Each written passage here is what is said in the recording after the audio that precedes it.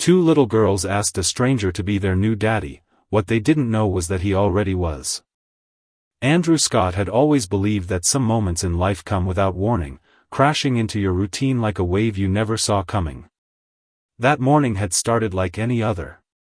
He had just stepped out of his black town car in front of his corporate building in Manhattan, his coffee still warm in one hand, his mind already filled with meetings, deadlines, and acquisitions. The steel and glass tower of his office reflected the city skyline, cold and gleaming, a monument to his ambition and the sacrifices he had made along the way.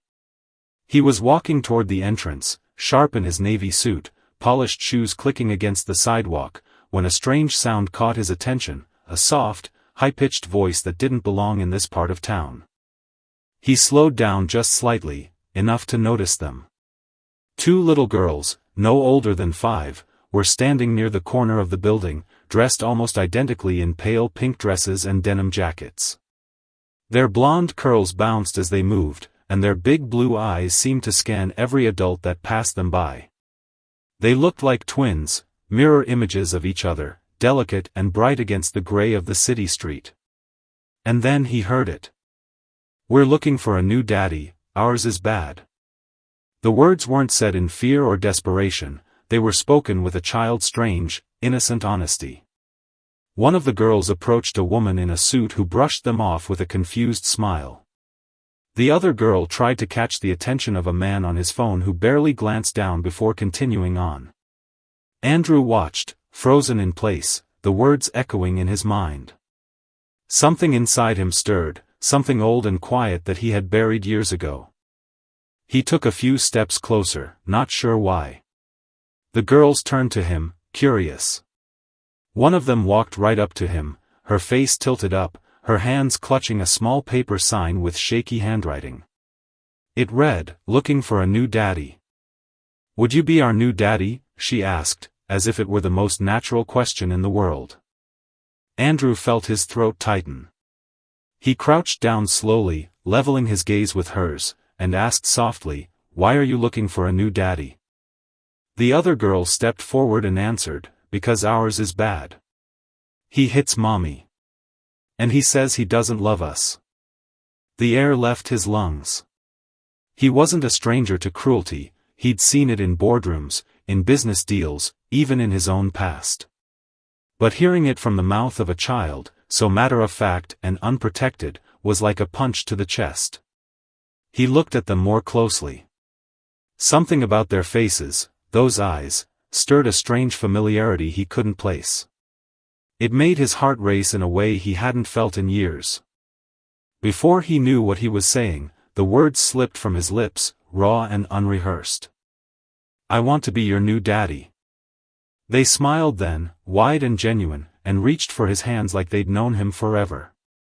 And as they stood there on that busy sidewalk, surrounded by strangers and skyscrapers, Andrew Scott, the man who had everything, suddenly felt like he was meeting his whole world for the very first time. What he didn't know, not yet, was that these girls weren't just lost children looking for kindness. They were his. And the woman they were trying to protect was the same one he had walked away from 5 years ago. Andrew didn't sleep much that night. He lay in bed, staring at the ceiling of his penthouse apartment, but all he could see were those two little girls, blonde curls, blue eyes, soft voices speaking truths no child should ever have to say. Their words echoed in his mind, twisting something deep inside him. "He hits mommy. He doesn't love us." It wasn't just the horror of what they'd experienced, it was their acceptance of it. The way they'd spoken like this was simply how life was. He'd seen pain before, but this was different. This was personal in a way he couldn't explain, not even to himself. Something about those girls had grabbed him and refused to let go. By morning, he had made up his mind. He had to see them again. Ditching his meetings, he returned to the same street corner, dressed more casually now, no tie, just an open collar and a dark jacket. He stood by the building, trying to look casual, but his eyes scanned every face, every movement. He didn't even know their names. The thought hit him hard. He had offered to be their new daddy, and he didn't even know their names. Then he saw them. They were sitting on a bench near the same corner, sharing a juice box. Their legs dangled above the pavement, kicking slightly in rhythm. As Andrew started walking toward them, a woman emerged from a nearby pharmacy, holding a paper bag and looking tired. She was tall and slim, dressed in simple jeans and a faded sweater, her brown hair pulled back in a loose bun. Her eyes were tired, her posture guarded, but even from a distance, he knew. It was her. Sarah. He stopped walking. The past surged toward him like a tidal wave, memories of laughter in the rain, of late-night whispers, of the moment she had told him she was pregnant. And the moment after, when he'd walked away. Her name left his lips before he could stop it. Sarah? She turned, startled, and their eyes met. For a second, neither of them moved. Her eyes widened. The color drained from her face. The bag nearly slipped from her fingers. Andrew, she said, almost breathless. He took a hesitant step forward. It's really you, he said, barely able to believe it himself. I saw the girls yesterday. They spoke to me. I didn't know. Sarah turned toward the bench where the girls were now looking at them with mild confusion. She walked to them quickly, crouched down, and whispered something, then turned back toward Andrew, her shoulders stiff and tense. You shouldn't be here, she said quietly, firmly. He raised both hands slightly, not in surrender, but to show he wasn't a threat. I didn't know it was you, Sarah. I swear. I didn't come looking for you. I just saw them. They looked familiar, and when they spoke. Her voice was sharp and low. They talk to strangers because they're desperate. That's not something to be proud of. I'm not proud, he said. I'm horrified. And confused. Anne. Sarah, are they? Don't, she interrupted, already knowing the question. You gave up the right to ask anything 5 years ago. He felt that like a slap, but he didn't move. I didn't handle it right. I know that. I was scared. And selfish. But if they're mine. They are, she said, without hesitation. They're yours, Andrew. Lily and Sophie. You left before you even heard their names. His breath caught in his throat. Everything he had been trying not to feel for 5 years, guilt, grief, shame, hit him all at once. He looked at the girls again. They were watching the conversation with curiosity, not fear, as if they knew something was happening but didn't fully understand. He crouched slightly and gave them a small wave. Hi, he said softly. I'm Andrew. I used to know your mom. They looked at him, puzzled. One of them whispered to the other, then giggled behind her hand. The sound broke the heaviness for a moment, but Sarah's voice brought it back.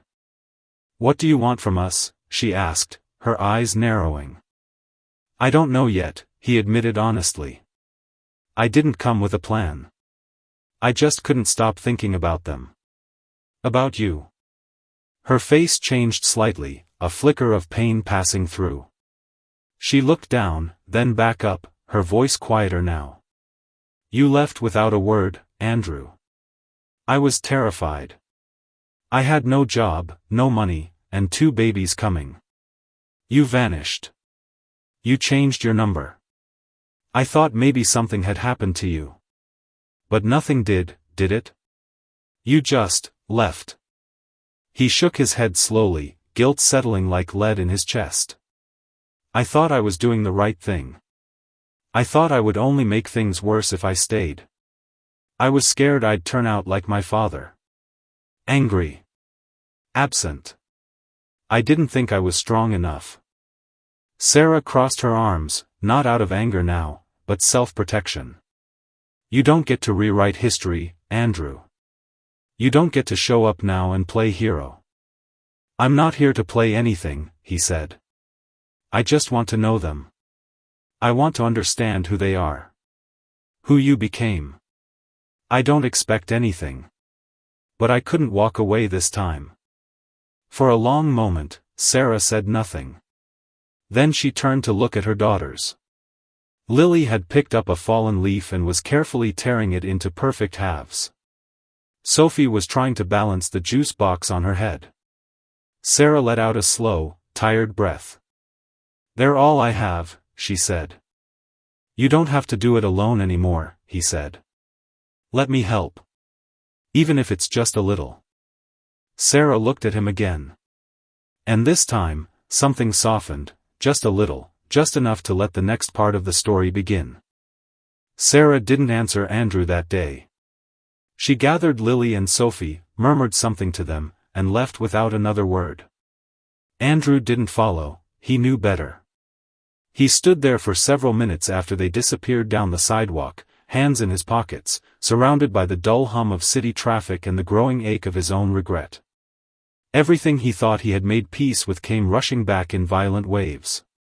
5 years ago, he had walked away from a life he was too afraid to claim. Now, without asking for it, that life had found him again. 2 days passed before he heard from her. He had left his number with a note folded neatly and tucked under the paper bag she dropped when they spoke. It was short and quiet, *, "I don't expect you to forgive me. But I hope you'll let me listen." * He didn't expect her to call, but she did. Her voice was still cautious, brittle at the edges, but not angry. She asked if he would meet them at a public park near her neighborhood. Somewhere open. Somewhere safe. He understood. She was still protecting them, from him. When he arrived, they were already there. The park was small but charming, tucked between 2 rows of old brownstones, with a modest playground and a rusted swing set. Lily and Sophie were on the swings, taking turns pushing each other, their laughter carrying through the spring air like a song he didn't realize he missed until that moment. Sarah sat on a nearby bench, arms crossed over her chest, watching them with the wary alertness of someone who had learned never to let her guard down. Andrew approached slowly and sat down on the far side of the bench, giving her space. For a while, neither of them spoke. They just watched the girls play. It was Sarah who finally broke the silence. "They're smart. And sensitive. Sophie's a little shy, but she opens up when she's drawing. Lily's more headstrong. She likes to ask questions until she gets an answer that makes sense to her." Andrew smiled faintly. "Sounds like someone I used to know." She didn't respond to that, just kept her eyes on the girls. "You left before I even had the chance to tell you their names," she said after a moment. "I wanted to. I sat in my apartment for hours with the phone in my hand, ready to call you. But every time, I remembered how you looked at me when I told you I was pregnant. Like I had ruined your life." He didn't try to defend himself. There was no defense for what he'd done. He had run. Not because of her. Not because of the babies. Because of what he saw in himself. The fear of failure had overridden everything else. And in the process, he became the very thing he swore he'd never be: absent. Silent. "I was terrified," he admitted. "Of being like my father. Of not knowing how to be a parent. I thought if I left, I'd spare you the pain of watching me fail. But I only created more pain. I see that now."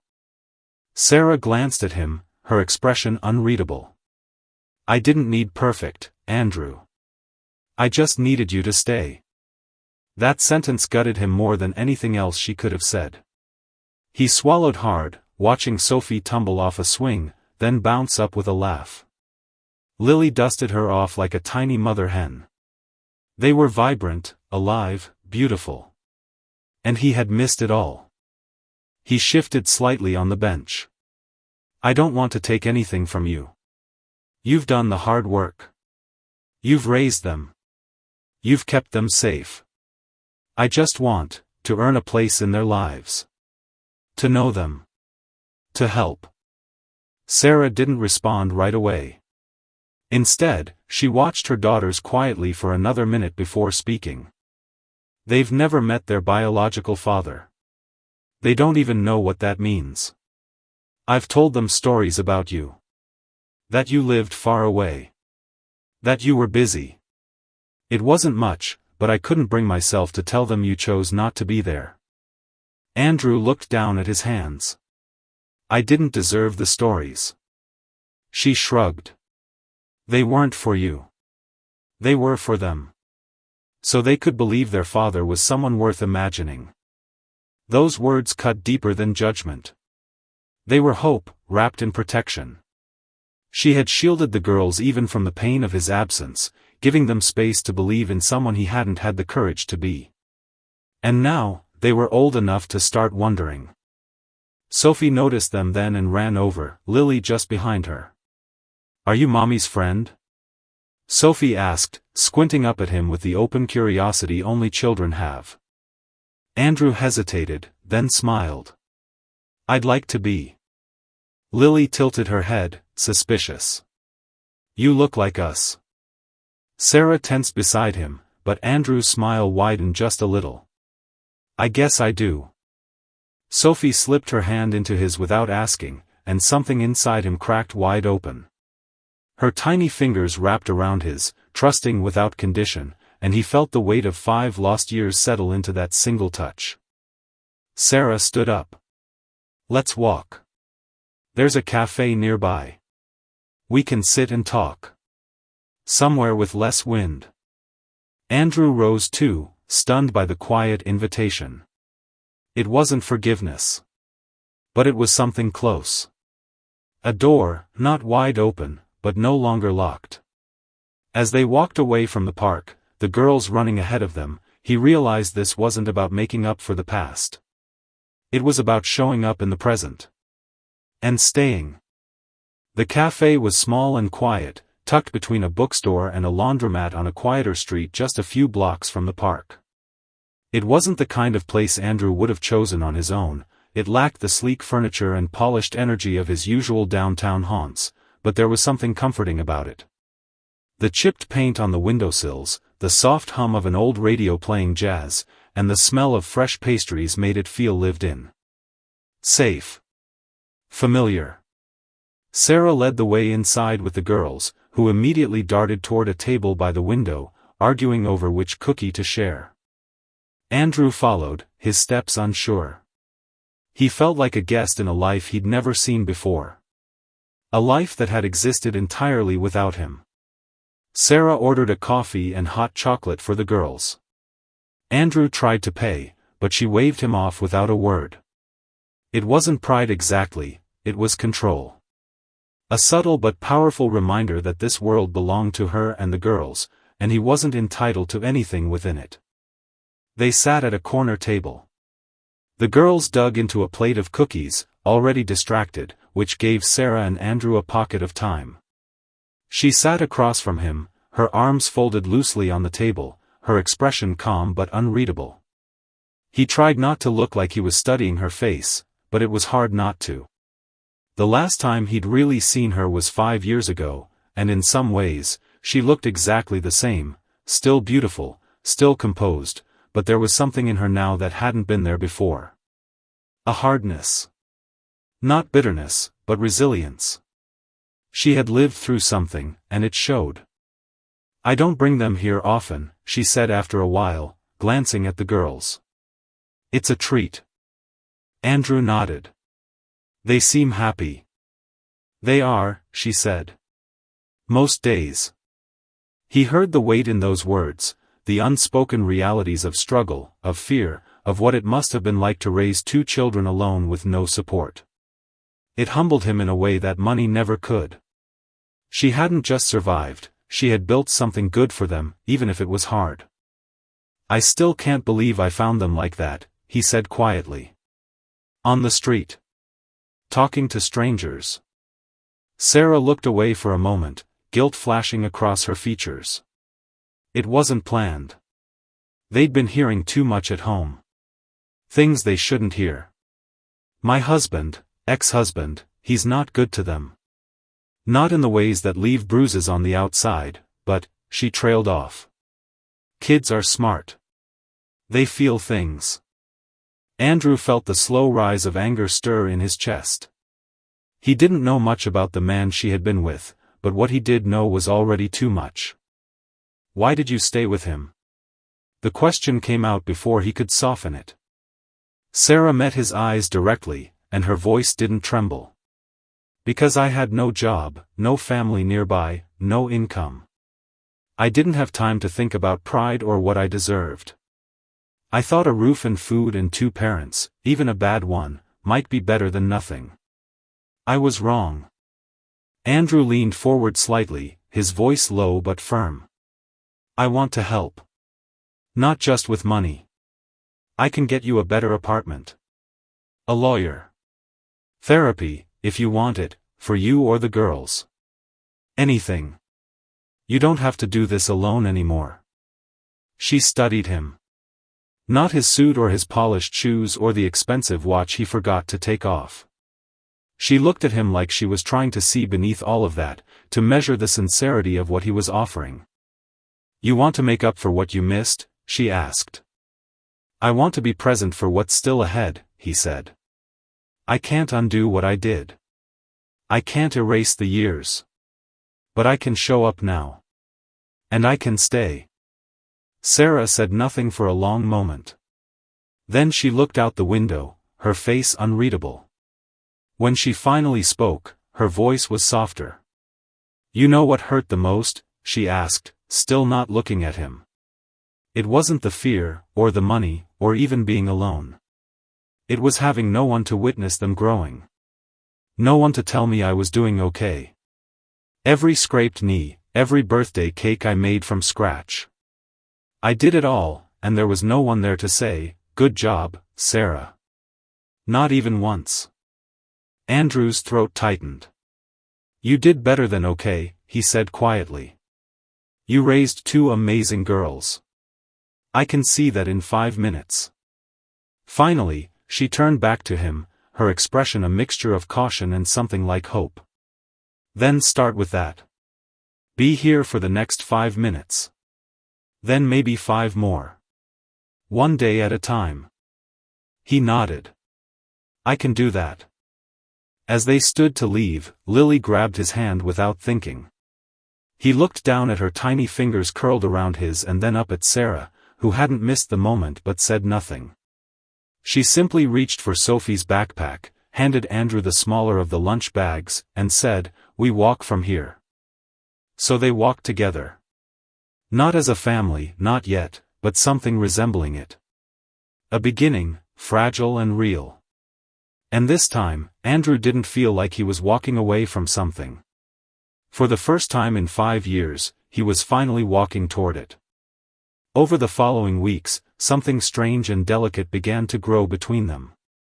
It wasn't quite trust, not yet, but it was a mutual willingness to try. Andrew began showing up more regularly, always on time, never empty-handed but never overbearing. He brought books for the girls, not expensive toys, stories he had loved as a child, things with dragons and foxes and brave little girls who saved the day. He didn't try to buy their affection. He didn't push. He was simply there, steady, like a new rhythm they hadn't known they were missing. Sarah kept her distance emotionally, but she allowed space for him to be present. That alone was monumental. She watched the way the girls responded to him, not with blind enthusiasm, but with the curiosity and openness of children who wanted desperately to believe in something good. Lily, ever the cautious one, asked questions constantly, what he did for work, why he wore a watch even when he had a phone, what his favorite cereal was.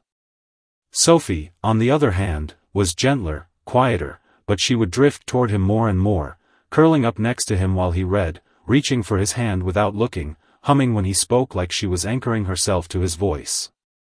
Andrew didn't speak much about the past. He didn't try to explain away what he had done. He simply focused on the present, knowing every action mattered more than any apology could. He helped Sarah fix the broken leg on their kitchen table. He replaced the flickering bulb in the hallway that had been bothering her for months. He offered to babysit when she had a job interview and didn't flinch when Sophie had a full-on meltdown because she couldn't find her favorite headband. He crouched beside her, helped her search every corner of the apartment, and then tied a scarf around her head like a superhero cape until she forgot what she had been crying about. It was those small, quiet moments that began to change things. One night, as they all sat in the living room, Lily and Sophie building a house of pillows and blankets, Sarah found herself watching Andrew instead of the girls. He was helping balance a couch cushion, his sleeves rolled up, a soft smile on his face. He looked at home. And that scared her more than anything. She didn't trust how easy it felt. How much she wanted to believe this version of him was real. Later, after the girls had gone to sleep, she sat with him at the kitchen table. There was only one light on, and the silence between them felt heavier than it had in weeks. She poured herself a cup of tea and offered him one. He accepted, wrapping his hands around the mug like it was something sacred. "I don't know what this is," she said quietly. "I don't know what you want this to be." He didn't look away. "I want to be their father. I want to earn the right to be in their lives. And I want you to know I'm not going anywhere." Her voice was flat. "That's easy to say. I know it is. That's why I haven't said it until now. But I mean it." Sarah exhaled slowly. "They're getting attached. Fast. I can see it happening. And if you change your mind again, if you disappear, this time, I won't be the only one who suffers." Andrew nodded, his face grave. "I won't. I've already missed too much. I can't undo what I did. But I can stay. I can show up. Every single time." She looked down at her tea, then back at him. "You think that's enough?" "I think it's a start," he said. "And I think, maybe, we both need to learn how to build something from a place that was broken." There was no romantic tension in that moment, no movie scene promise. Just two adults, scarred and cautious, sitting across from each other and trying to figure out how to move forward with more grace than the past had allowed them. Sarah didn't say anything else that night. But she didn't ask him to leave either. In the weeks that followed, they began forming a routine. Saturday breakfasts became their thing. Andrew would bring bagels and fresh fruit, and they'd eat together around the kitchen table. He helped Lily build a model volcano for a school project and taught Sophie how to tie her shoelaces. The girls began to talk about him at school, drawing pictures with "Daddy" written in shaky crayon letters. One afternoon, Lily brought home a class assignment where she had drawn a family tree. Andrew's name was there, below hers, written without hesitation. Sarah saw it, paused, and said nothing. But that night, when she walked past the bedroom where Andrew was reading to them, she stood in the hallway a little longer. The soft glow of the lamp lit up all three of their faces. Sophie was curled under his arm, already dozing. Lily rested her head on his chest. And Andrew kept reading, his voice low and steady, like this was something he had done all his life. It wasn't trust yet. But it was something growing. Something fragile. Something true. Spring had begun to settle into the city with a softness that felt almost symbolic. The trees along the sidewalks were beginning to bloom, and the air carried that familiar scent of warmth returning after months of cold.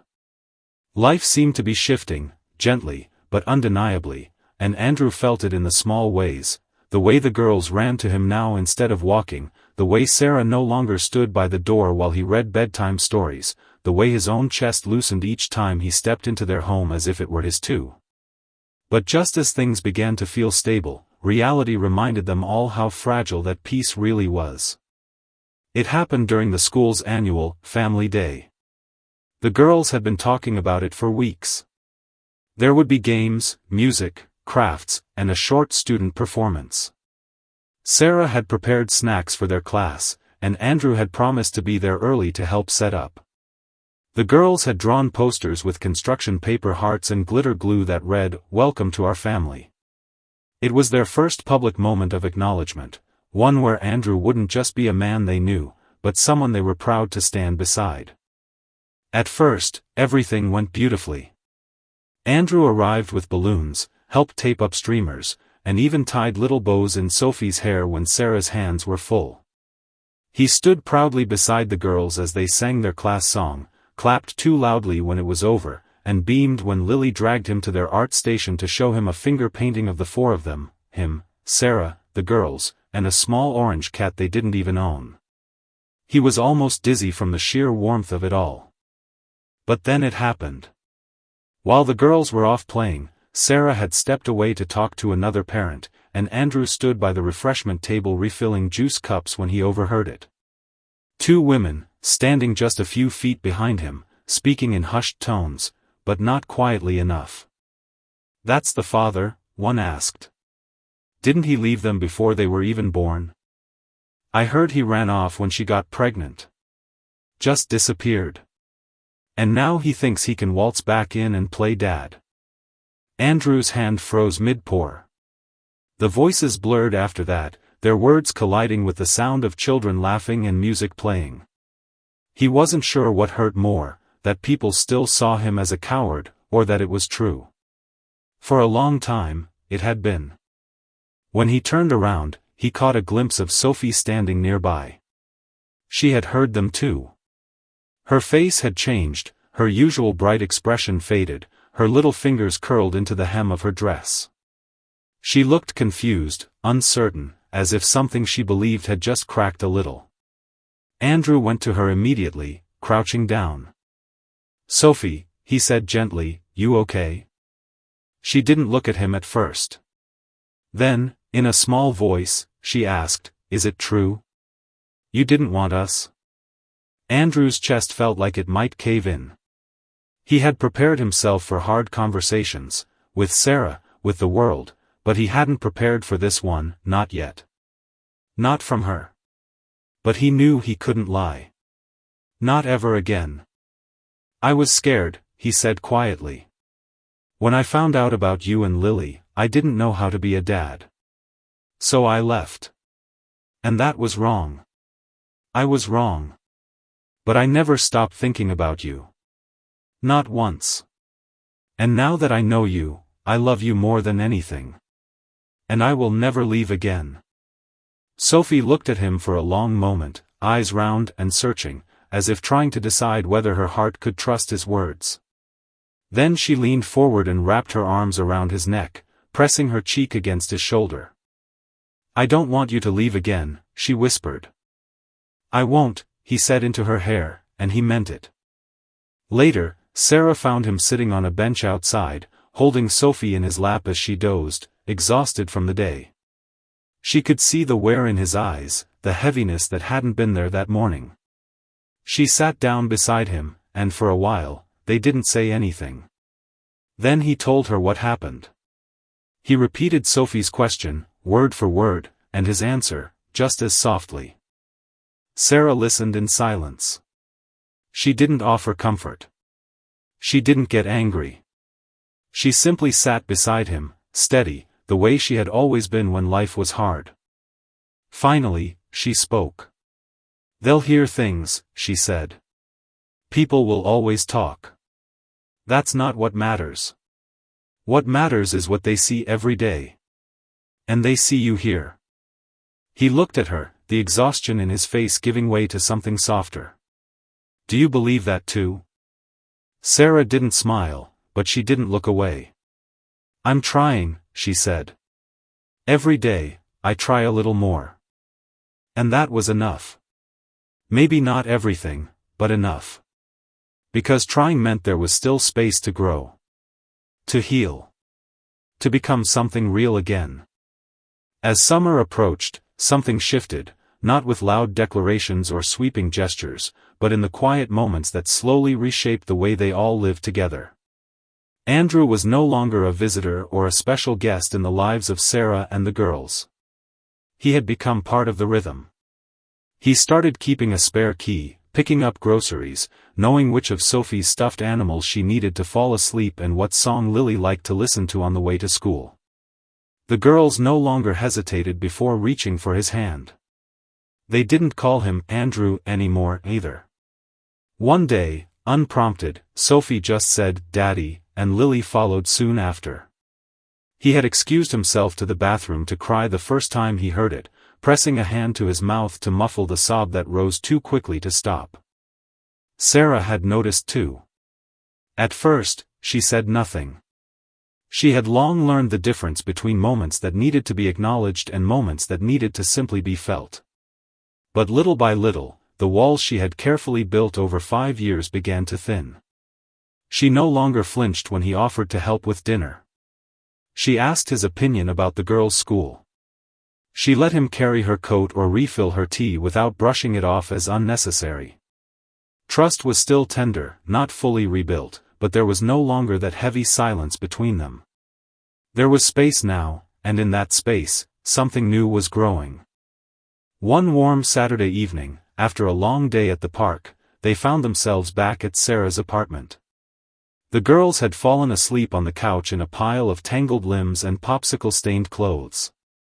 The windows were open, letting in the sounds of the city in summertime, distant music, laughter, the occasional hum of traffic. The lights inside were soft and golden. It had been a good day. Sarah stood in the kitchen, rinsing juice cups in the sink. Andrew came in quietly behind her and leaned against the doorway, watching her for a moment. There was something so natural in the scene, her hair loose and falling across her shoulders, her fingers moving through the water with practiced ease, her face peaceful in a way it hadn't been when he first returned. He almost didn't want to break the moment, but the silence between them now invited conversation rather than avoided it. "She's starting to draw us," he said gently. "All 4 of us. In the same house. Holding hands." Sarah didn't look up. "Lily, too," she said. "She asked me if she should make room on her bunk for you, in case you stayed over one night." He laughed softly, then stopped, watching her carefully. "What did you say?" "I told her that was up to you." Andrew took a breath. "I'd stay, Sarah. Not just for a night. I'd stay forever." She finally turned, the towel in her hands forgotten. Her eyes met his, no fear, no doubt, just quiet sincerity. "I know you would," she said. He took a step closer. "And you? Could you want that?" "Not because of the girls. For you." She leaned back against the counter, considering him, not the man she had loved before, but the man he had become. He wasn't making promises anymore. He was offering presence. Stability. A kind of love that had been sanded down by time and pain into something real. "I'm scared," she admitted. "I was just starting to feel strong again. Like I had figured out who I was without you. And now you're back, and everything feels like it could fall apart if I let myself believe too much." Andrew nodded slowly. "Then we won't rush anything. No big decisions. No pressure. I'll keep showing up. I'll earn every step. I don't need perfect. I just need the chance." Sarah looked past him, toward the living room, where the girls were breathing deeply in their sleep, heads resting against each other. They looked peaceful. Safe. Whole. "You already have the chance," she said. "You've had it for a while now. I just didn't know how to tell you." A quiet pause settled between them, not heavy but meaningful. Then she stepped forward, standing close, and without ceremony or drama, she reached for his hand. He took it gently, their fingers interlacing as if they'd always fit that way. They stood like that for a long moment, no need for anything more. Later that night, after he carried Lily to her bed and tucked Sophie in beside her, Andrew stepped back into the hallway to find Sarah waiting for him by the door. She looked up at him, hesitating for just a moment before speaking. "If you're serious," she said, her voice steady but soft, "maybe we don't have to pretend this isn't happening anymore." Andrew smiled, slow and full. "I am serious." Sarah opened the door, letting the evening breeze into the apartment. She looked out into the city, then back at him. Then stay. And so he did. The wedding wasn't grand, but it didn't need to be. There were no crystal chandeliers or elegant invitations etched in gold foil. Instead, it took place in the modest community garden just 3 blocks from Sarah's apartment, surrounded by ivy-covered fences and string lights borrowed from neighbors.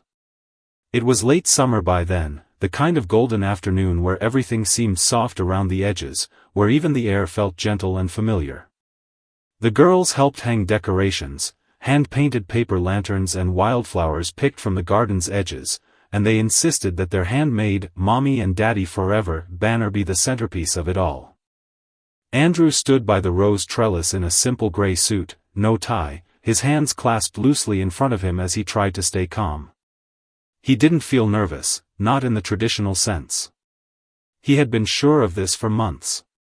He wasn't marrying someone he had just fallen in love with, he was standing beside someone he had failed, found again, and chosen over and over since the moment he came back. This wasn't a beginning, it was a return.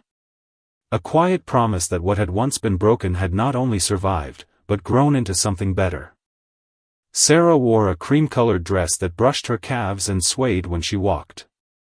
It had no lace, no train, but it fit her perfectly, as though it had been waiting for her all along.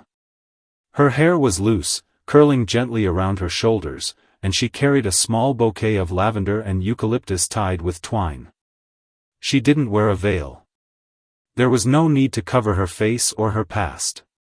She walked toward him with a calm kind of confidence, her eyes locked on his, and Andrew thought, not for the first time, that she had never looked stronger. Lily and Sophie stood between them, holding a small velvet box with the rings they had picked out themselves, a simple gold band for Sarah, and a silver one for Andrew with tiny initials engraved on the inside, S+L. The girls had insisted. They said it made it official. There was no officiant in a robe, no long speeches. A family friend spoke a few words, but the rest was theirs. Andrew took Sarah's hands, looked into her eyes, and said only what mattered. I don't vow to be perfect. I've already failed once.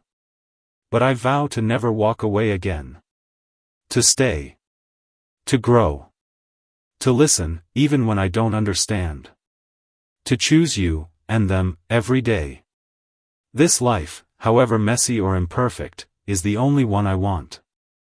Sarah smiled, and tears welled in her eyes. But her voice was steady. I've been hurt. I've been afraid. But I've also been loved. And this love, we built it in pieces, through pain, through patience. I vow not to forget the strength it took to get here. I vow to honor it. To believe in it. To let it guide me, even when it's hard. When they exchanged rings, Lily and Sophie clapped without waiting for permission. Everyone laughed. And when Andrew bent down and kissed each of the girls on the forehead before turning to kiss Sarah, there was a silence in the garden that felt holy. After the ceremony, there were sandwiches and lemonade served from a folding table, a portable speaker playing songs the girls had picked themselves, and children running barefoot on the grass. Sarah danced with Lily while Sophie climbed onto Andrew's back and demanded a piggyback ride. No one wore heels. No one gave toasts. But everything felt full and complete.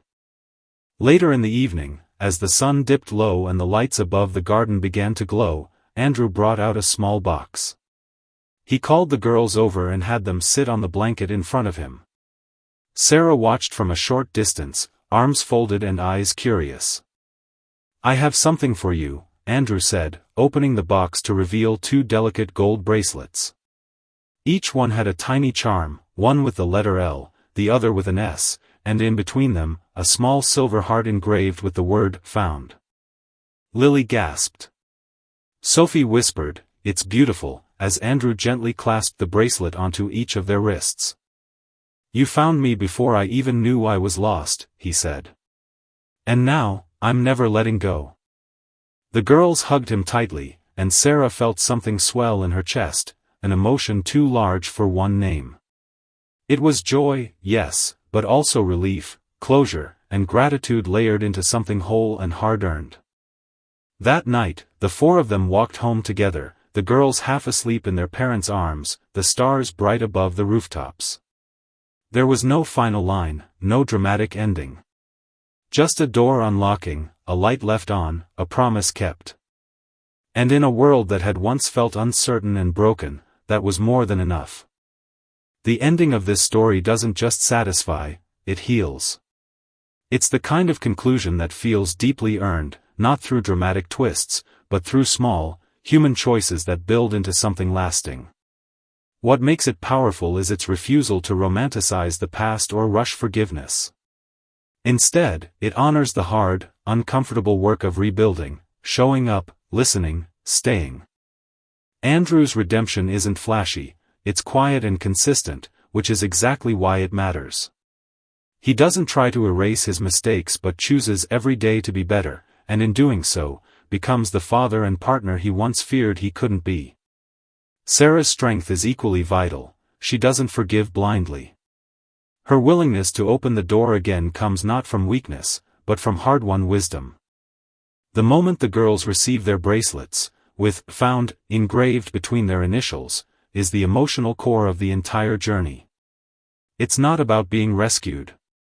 It's about being seen, chosen, and finally held in the kind of love that doesn't leave. This story reminds us that the most extraordinary endings often come from the people who learn how to stay when it matters most.